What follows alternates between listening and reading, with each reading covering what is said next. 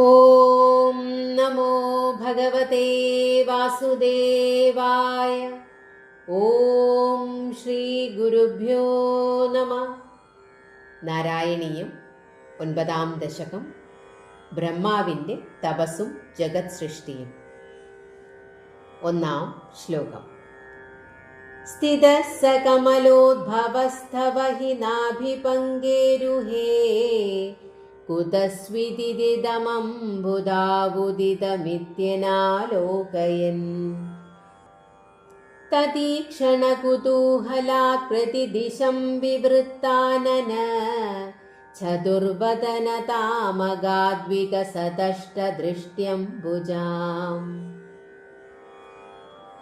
ആ കമലോദ്ഭവൻ അവിടുത്തെ നാഭീപത്മത്തിലിരുന്നു കൊണ്ട് ഈ പത്മം സമുദ്രത്തിൽ എവിടെ നിന്നാണ് ഉദ്ഭവിച്ചത് എന്ന് മനസ്സിലാകാതെ അതറിയാനുള്ള കൗതുകത്തോടെ ഓരോ ദിക്കിലേക്കും മുഖം തിരിച്ച് വിരിഞ്ഞ താമരപ്പൂ പോലുള്ള 8 കണ്ണുകളുള്ളതായ 4 മുഖമുള്ള രൂപം പ്രാപിച്ചു.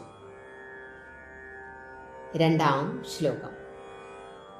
മഹാർണവവിഘൂർണിതം കമലമേവ തത്കേവലം വിലോക്യ തതുപാശ്രയം തവ തനും തു നാലോകയൻ കയേശ കമലോദരേ മഹതി നിസ്സഹായോ ഹ്യഹം കുതസ്വിദിതമംബുജം സമജനീതി ചിന്താമഗാത്.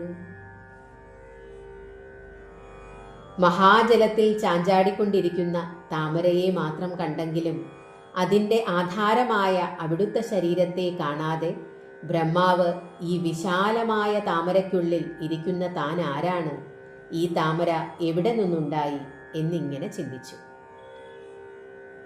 3-ാം ശ്ലോകം. അമുഷ്യ ഹി സരോരുഹ കിമപി കാരണം സംഭവേ ദിതി സ്മ കൃത നിശ്ചയ സ ഖലു നാളരന്ധ്രാധ്വനാ സ്വയോഗബലവിദ്യയാ സമവരൂഢവാൻ പ്രൗഢധീ സ്വദീയമതിമോഹനം നതു കളേബരം ദൃഷ്ടവാൻ.